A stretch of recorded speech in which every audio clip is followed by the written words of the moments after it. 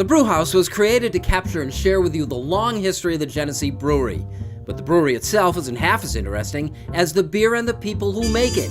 Visit GeneseeBrewhouse.com.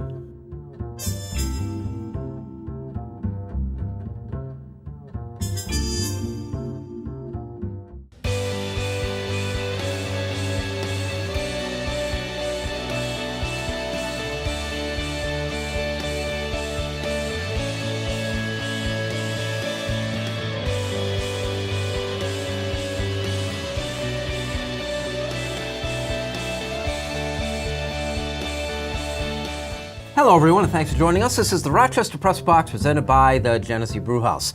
Our guest today, Kyle O'Gara, SUNY Brockport, and from the high school sports beat. Nice to have you in. First timer, we like that. Yeah. Josh Whetzel, the voice of both the Rochester Red Wings and the Buffalo Bulls basketball team. Boy, you're living the life. Yeah, been good lately. Yeah, and of course, what are you wearing? Well, in honor of the defensive pass interference review that we're going to talk about, the man who really kickstarted it, Drew Brees' Purdue jersey, a champion clearance bin special from back in the day. Thank you very much. Very nice. Pat Duffy. Hey, with baseball season opening up, Major League season has started, the Red Wings kick it off this week. Minnesota has had an active off season. Does this speak well for what we're going to see in town this year? Well, I don't know if it speaks well for what's going to happen in Rochester. The Twins should be pretty good, though, it looks like, and they've had a good spring training. Some people even picking them to win the American League Central. Whether or not that filters down to the Wings, though, I guess that's yet to be determined. Well, that division's pretty horrible. I mean, there's 4 teams that are in total rebuild, so at worst they're going to finish second, right? You would think so, and Cleveland didn't necessarily do a whole lot this offseason to improve themselves. So the Twins should be in pretty good shape. They're definitely on the upswing, and there are absolutely some guys, especially at some lower levels right now with the Twins, that should move up to the Wings at some point that are very, very good. So do you feel ready? I mean, you had no. the basketball season just jammed right up against the start of... Not even close. Hopefully by April 4th, I'll be raring to go, though. Kyle, who do you like? The Red Wings are looking pretty good this year. I never really went to a lot of games as a kid, but now that I have a car. Congrats on your driver's license. Oh, yeah, thanks. I go to a lot more games, and it's a lot of fun because back in the day, they wouldn't do very well. And now that they're doing a lot better. And we always talk about the teams locally, especially trying to always look ahead, bring in the young fans and stuff. As a guy who's getting to Red Wings games now, what are they doing that's getting you out there? What initially got me there was the merchandise, the Rochester plates. That was, I've never seen anything like that before. Yeah, I love garbage plates, so just seeing that merchandise, I went to go get some. And they have those events, the bobblehead events, and they're bringing in Stanley from The Office this year. Yep. That's awesome. I'm definitely going to be there. So it's things like that bring younger kids in. And to further his point, as great as the baseball is, both hopefully in Minnesota this year and in Rochester, I mean, the baseball for a lot of people is secondary, right? It's the events. The Rochester Red Wings know how to put on a show every single time you open the gates, right? There are events you'll go to with other sports teams where it's like, okay, this night is fun. I've never gone to a Red Wings game and have walked out of there feeling like I didn't get my money's worth and then some. It's a wonderful experience, and it's great baseball, too. I mean, you're there. Yeah. Hey, don't forget Major League Night this year, too, with Corbin Burns. That's going to be fun. Roger Dorn's going to be there.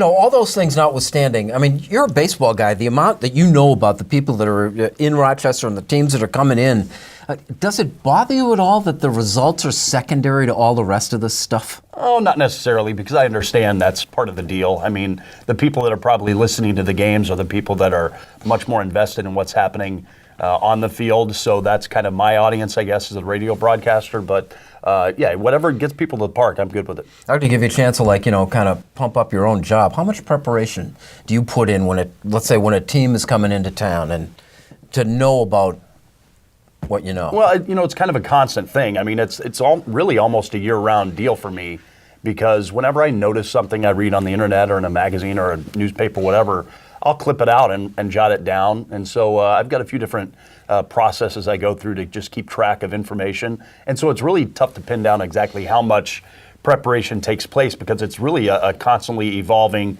ongoing sort of thing. How many years now? Well, this will be 17 in Rochester. That's the longest in the history of this club, right? Yeah. Thanks for rubbing it in, Bill. No, everyone is rubbing it in. I mean, is that how you look at it? That's an accomplishment, all these Red man. Wings announcers that have graduated to the big leagues. I've been here. And 17. many who haven't. Yeah, most of them have, but yeah. That's because they couldn't hold the job down I here guess for so. 17 years. Maybe, yeah. This is the Rochester Press Box, presented by the Genesee Brewhouse. We'll talk about that football team next.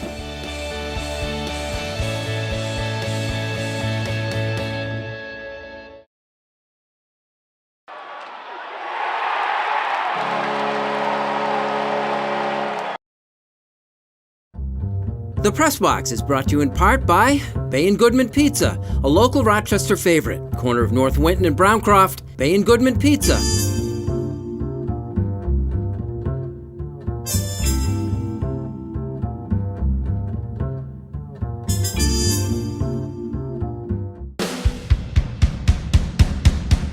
Welcome back. Thanks for joining us. This is the Rochester Press Box, presented by the Genesee Brewhouse. The Buffalo Bills, 13 new guys, free agents coming in. You know, this isn't a plan that has worked successfully for a lot of teams in the past, where you're bringing in that amount of volume of people. Mm-hmm. There a downside to this? Well, no. Well, the downside is you're not going to have the effectiveness from the players that you want. Look, I mean, you have a lot of guys that are middle-of-the-road guys. It's either going to be feast or famine. I talked about this last week where, I don't think anybody fills a role that's just there and you don't notice him. Either they're going to fail miserably or they're going to exceed your wildest expectations. The problem with the Bills last season and moving into this season is there were so many roster holes. You had to do this, right? There's no major name free agent that you can sign to bring in and make an instant fix. The free agency market for wide receivers was terrible. So you go out and you get John Brown, you go out and you get Cole Beasley, guys that can fill spots that you need, and hopefully you address the rest of it through the draft. I'll say this. I like what they did in the aspect of you now can pick the best player on the board in the draft. You're not forced into taking a receiver. You're not forced into taking a tight end. You're not forced into taking a D tackle. So it makes the player that's going to be around much longer than these guys we signed more valuable by making the moves that they And did. they set themselves up for this last year, didn't they? Yeah, I think so. But see, I think it's an accidental setup as well, because I think there was a little bit of arrogance that went into this coaching staff. They had that very successful first year. They break the playoff drought, and I think they legitimately believed that with the defense they were going to have, they could throw any offense out there they wanted. And you saw that in the receiving core. You saw that in Nate Peterman, and it exploded in literally the first half of football in the first game of the season. So they managed to rebound well. They did at the end of last season. I think I'm optimistic, and you know how not optimistic I normally am. And Kyle, one of the guy that didn't come attracted a lot of attention too, with Antonio Brown. I couldn't believe that somebody so big in the league was coming to Buffalo.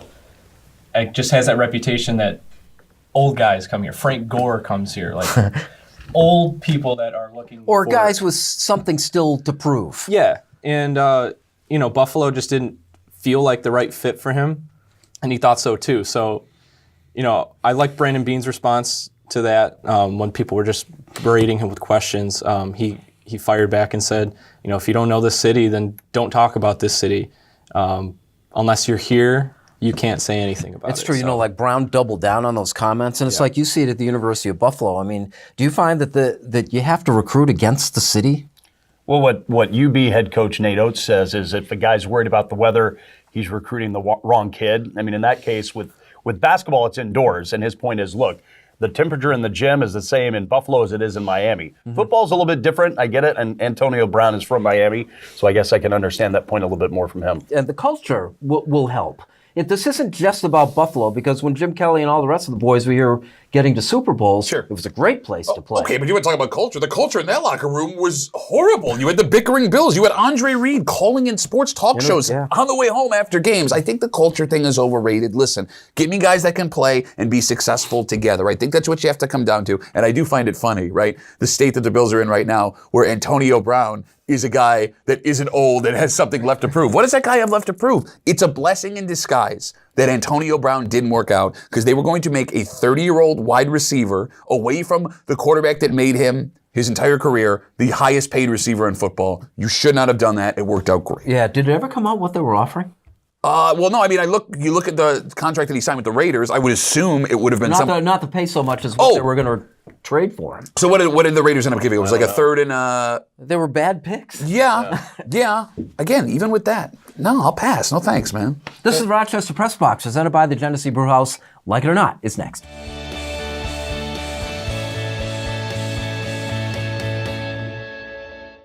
Here's the Press Box trivia question, brought to you by Market View Liquor, where exceptional customer service meets an extensive selection. Jefferson Road at 390.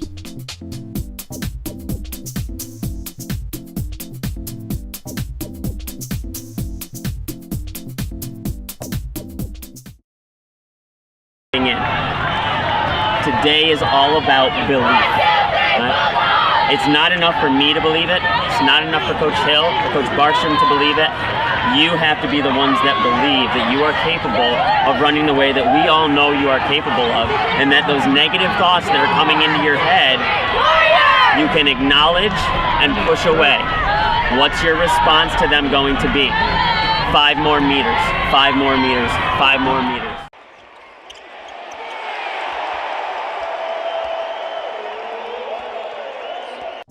Here's the Press Box trivia answer, brought to you by Market View Liquor, where exceptional customer service meets an extensive selection. Jefferson Road at 390.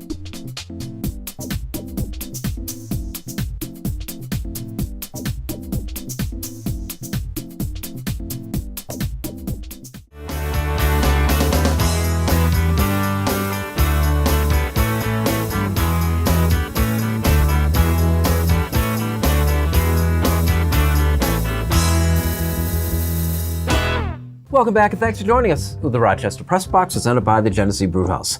Like it or not, the chance for the Buffalo Bulls to remain dominant in the MAC and perhaps nationally as we move past a great senior class. Well, I don't know that they're ever going to win 32 games again as they did this season, but I think they're in very good shape. I mean, they lost 5 terrific players off the team this year, but they have a great recruiting class coming in. They had 2 transfers sitting out that should be really good. I think they're going to continue to dominate the MAC moving forward. There's just too many things that are in place for them not to right now. Like it or not, Yankees win the Grapefruit League. Oh, the Yankees won the Grapefruit League. No kidding. Hey, my beer league hockey team is in 4th place right now. If you want to talk about other sports leagues that don't matter, who cares that the Yankees won the Grapefruit League? Half the guys playing half of the games aren't going to be playing baseball in 2 years from now, right? I got guys wearing triple-digit numbers in spring training, and the Yankees won the Grapefruit League. You don't put that much stock in it, do you? I just thought I'd throw it out there. Well, no, I'm just saying. Okay, listen. I, like you, get excited when I see real baseball on my television, right? And I'll pop it on and watch spring training. It does bother me, the baseball fans that will put stock in the records of the team at spring training. Am I wrong on that? I mean, you know more about this than I do. It doesn't mean anything. All right? No, it doesn't mean anything. I mean, wait. Less than nothing? Yeah. Paper plate awards in middle school. Not even that, no, because the paper plate awards take time to draw out. Like, I mean, I know your Red Sox finished last in the Grapefruit League. Does that bother you? I would rather they'd won a few more games. But it doesn't matter. Again, like how many pitchers, I know you're a baseball nerd. How many times did you see a pitcher come in the game as a Red Sox pitcher who you did not know who they were? Oh, it happened a lot. Okay. But David Price also carried a 10 ERA through the spring training. I would worry about. I would prefer to see that. That I would worry about. That's a problem. But the actual records of the team, Bill, come on, buddy. All right, we'll leave that alone. How about, like it or not, the rule changes in the NFL, especially the fact now that pass interference is going to be reviewable. I like it. I think it's really good because this is all stemming from that championship game, and I think honestly the wrong team won because of that call. It was the turning point of that game, and honestly, anything that will help the Patriots lose, I'm all for. Okay, but see, here's the thing. I don't know if the wrong team won, because everyone forgets that the Saints had the ball with the chance to win the game after that call got blown. On top of that, there is something beautiful about human error in sports. Being a baseball guy, you know exactly what I'm talking about. I'm a replay fan, though. Okay, I'm done talking to you. No, I mean, listen. All things considered, usually these big calls like this even each other out in a game, right? If you take a bad call, the other team is going to take a bad call at some point. Very rarely are the bad calls so lopsided it costs you something. I think that this could have a negative impact on football and stretch the games out even further. And it gets really complicated, too, because, for instance, like, you're looking at a pass interference call that wasn't made, and you said, all right, that was different, but at the same time, you see a guy across, in the same area holding. And says, well, we didn't see that. What are you correcting? I don't think there's a perfect solution, but I just feel like if technology's there to correct incorrect calls, you might as well use it. And and certainly Saints fans feel that way. Yeah. They're just implementing virtual assistant referees in soccer now. And we've had this technology for a long time, but it's just now making it to the big stage. So I think if you do have access to those types of technology where you can review those plays and make the right call, I think it's all in the construction. You know, I don't think it's right that the people at home are seeing a different game than the people who are actually at the stadium in terms of some of these calls that, you know, change the outcome. The Saints might very well have been in that Super Bowl. This is the Rochester Press Box, presented by the Genesee Brewhouse. Unfinished Business is next.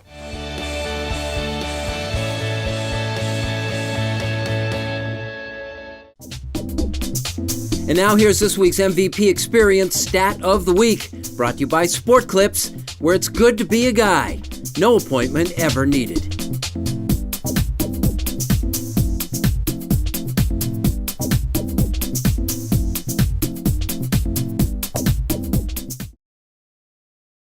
Came now to Eichel. He floated one.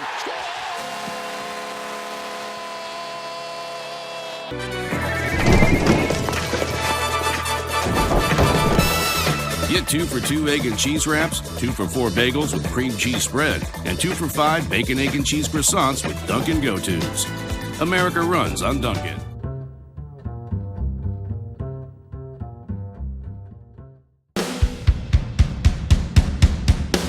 Welcome back. Thanks for joining us. This is the Rochester Press Box. We are presented by the Genesee Brewhouse. Unfinished Business is brought to you by Dunkin'. America runs on Dunkin'. Josh. Well, expect to see more home runs this year at Frontier Field. And I don't know if the Red Wings are going to have any big power hitters. They haven't moved the fences in or anything like that. But what I do know is finally AAA baseball is going to be using the same baseballs that they use in major leagues. And they have proven this scientifically that Major League Baseballs travel further than the balls that they had been using in the minor leagues. So there are going to be more home runs this year at Frontier Field. How many more, I don't know. But I can't wait to find out. I did not know that. Yeah. Seriously? Yeah. How does that happen? I don't know. And the Major League balls, the balls that they're going to be using at Frontier Field now are more expensive. Oh. So the ball boys are going to be rubbing those balls in the dirt up a little bit, and they're going to be putting those back in play. Do you know enough about the tests that were done on them to know like how much of a difference that was? Oh, it's fairly significant. Jeez. Yeah. Does that mean Dan Mason's going to come in the crowd and get my ball back after I catch it? I think there's a decent chance, Okay. yes. All right. Kyle. So we don't normally talk about soccer a whole lot on this show. So I thought I might fill you in a little bit. USA star Christian Pulisic. Last night in a game with Chile, he had the only goal. They tied 1-1, so it's not an impressive finish. But the youth on that team is looking very promising. We missed the World Cup because we just stocked our team with old players that just didn't have it anymore. They didn't want to do it. But Christian Pulisic, I think, is a guy that you should be looking out for because he's in Dortmund right now, winning championships in Germany, and he's on loan from Chelsea, so he'll be playing in the Premier League next season. We've been waiting a long time, it seems to me, for this. You know, for someone else to come along. That there's always like a kid who's going to rebirth soccer in this country, and it never materializes. Clint Dempsey, he did it for a little bit. He was in the Premier League for a couple seasons, but really didn't make a huge impact. This kid is making a huge impact in Germany. So big that Chelsea has signed him. So I think that's huge. And this is something we'll see for the next World Cup. Yep. I imagine. Not this Well, next it's still one. 3 years away. Yeah, we missed it. We missed this World Cup. But the next one, 4 years later. Very good. Yeah. Fingers crossed, everybody. I sat in this chair a couple of weeks ago, and I said that I don't believe Phil Housley, head coach of the Buffalo Sabres, should be back next year, but he will be. And I sit here in this chair today, and I go, maybe I was wrong. Not that he should be back, but he will be back. Tuesday night, the Sabres went and took on the Ottawa Senators, one of the worst teams in the league with nobody on that roster. And they lost 4-0. They were shut out on the road. As we tape this right now, the Sabres have lost an NHL record 13 straight road games. And the games that they've played in the last 5 have been terrible. There was a stretch where they didn't score a goal for 8 periods, for goodness sake. I understand that Jason Botterill, the general manager of the Buffalo Sabres, feels like they owe Housley a decent roster, right? You want to put the guys that Housley wants together, and that third year is normally when things are supposed to take off. But recently, with the Sabres completely out of the playoff picture, things have gotten so bad that you cannot bring him back. There is no harder sell to this Buffalo Sabres fan base than bringing back Phil Housley. I'm a big fan of Amerks head coach Chris Taylor, and I had a theory that they were going to give Housley the beginning of the season next year so they could bring Chris Taylor in the middle of the season to say, well, listen, it's not working out. We're going to give Tails a shot and see what happens. I think it would be an easier sell to an NHL fan base to bring up the AHL head coach right now than to bring back Phil Housley. Listen, I don't know what the right decision is, and I don't know if he's coming back, but after what I've seen, he shouldn't be.